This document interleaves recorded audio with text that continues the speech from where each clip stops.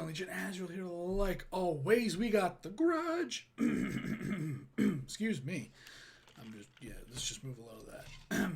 I got the Grudge, the reboot, the remake, not a continuation. God, I hope not. I actually haven't looked into what this is kind of all about, as far as if it's a reboot or a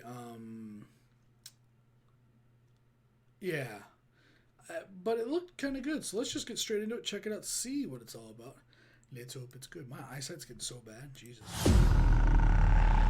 I'm Nicholas Pesh. I'm the director of The Grudge, and we got a lot of Easter eggs in this one for you. Will you help me, please?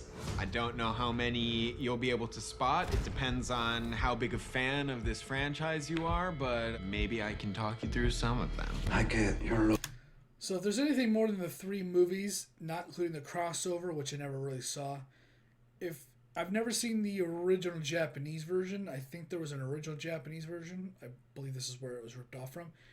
I've seen the original 3 movies, so if there's anything about that, any back lore, anything like on a wiki, I don't know that. Looking for distractions right now. Don't get lost. We start right off the bat in the first few minutes. The Japanese house that Fiona walks out of is the Psyche residence from the original Ju-On franchise. The voice on the other end of the phone is none other than Yoko. I thought he was supposed to stay for a funeral. Yoko? The girl who had her jaw ripped off in the 2004 Sarah Michelle Gellar version. We see here that Yoko is the one who took over the job after Fiona. There's a method to my madness. Everything is connected. Fiona even mentions Alex at the care center. I'll leave the keys for you with Alex at the care center before I head to the airport. And Alex is Sarah Michelle Gellar's character's boss when she's working at the care center in the 2004 movie. On her way out, Fiona gets grabbed by a breathing garbage bag. A scene which was inspired by the end sequence of Ju-On 1: The Curse, where Mr. Psyche gets tormented by a similar arm coming out of a garbage bag.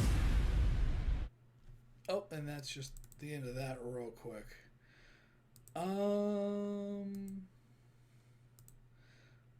By a I actually forgot about the girl getting her jaw ripped out. I don't remember that part. It's been 2004. Yeah, it's been a long time since I've seen those movies. He didn't say when this takes place, I guess, after 3. That's really cool. I love when they do these continuations. This is like a continuation reboot almost. It seems like reboot from like a director's perspective, but not like a story perspective. You get what I mean? It's like he's taking his own direction, but he's keeping everything else, I believe, canon, with Easter eggs and stuff like that. And the fact that the girl that died in the first one is the girl in this one, which is kind of cool. It's like when you see the Halloween movies, which this is going to be kind of weird, and it's weird to think of it this way. It really is, kind of. But I mean, if you just kind of go, okay, that's aside,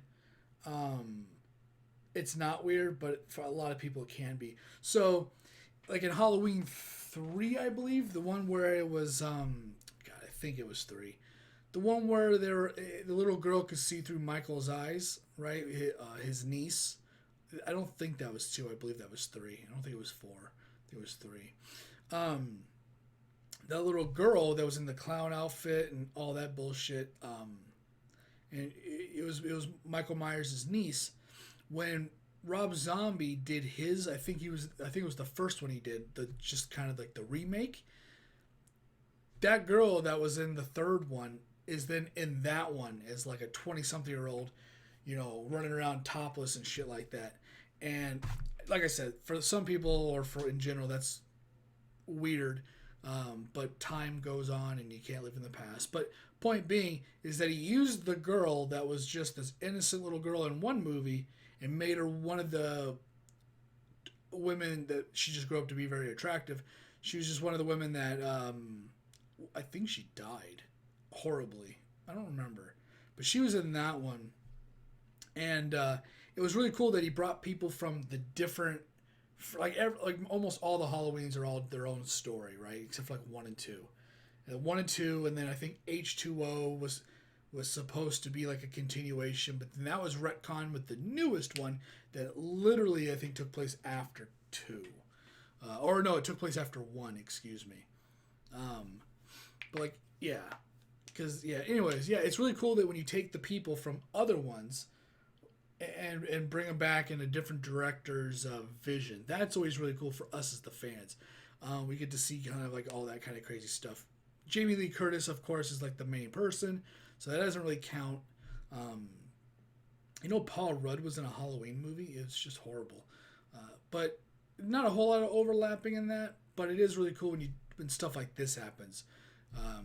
And yeah, I'm definitely a big fan of that. So with that being said, I'm going to get out of here. Thanks for watching. Thanks for hanging out. See what every video I'm doing next. Later, guys.